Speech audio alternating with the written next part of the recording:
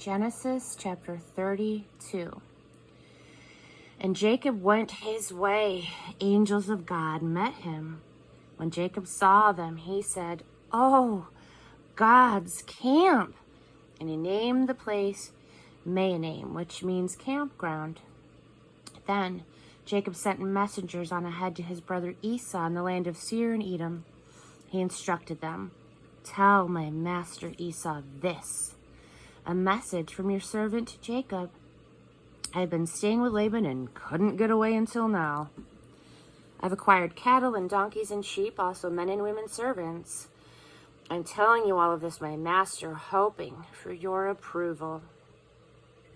The messengers came back to Jacob and said, "We talked to your brother Esau, and he's on his way to meet you, but he has 400 men with him."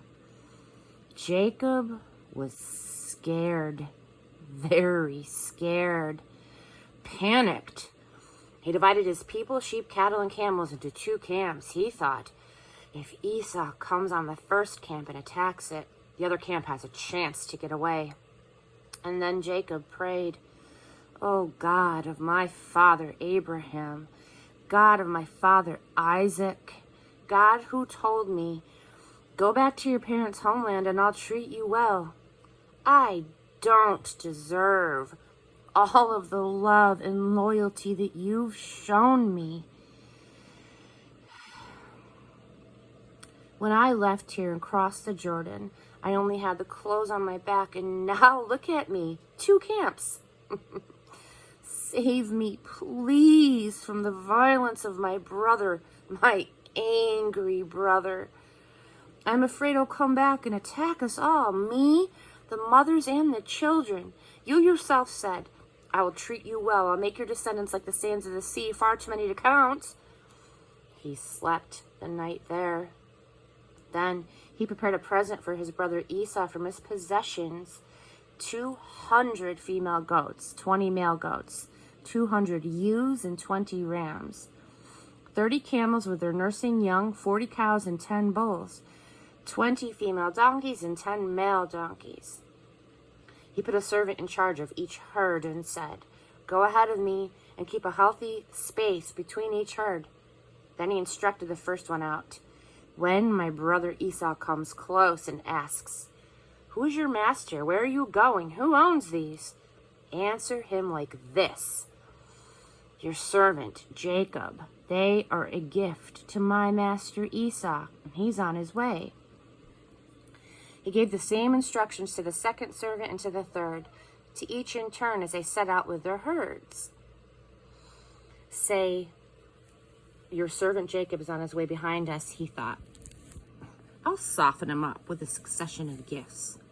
Then when he sees me face to face, maybe he'll be glad to welcome me."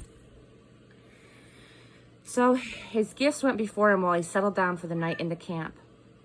But during the night he got up and took his 2 wives, his 2 maidservants, and his 11 children, and crossed the ford of the Jabbok.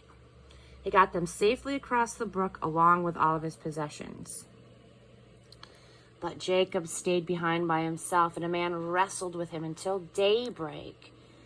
When the man saw that he couldn't get the best of Jacob as they wrestled, he deliberately threw Jacob's hip out of joint. The man said, "Let me go, it's daybreak." Jacob said, "I'm not letting you go until you bless me." The man said, "What's your name?" He answered, "Jacob." The man said, "But no longer. Your name is no longer Jacob. From now on, it's Israel, which means God wrestler. You've wrestled with God, and you've come through." What?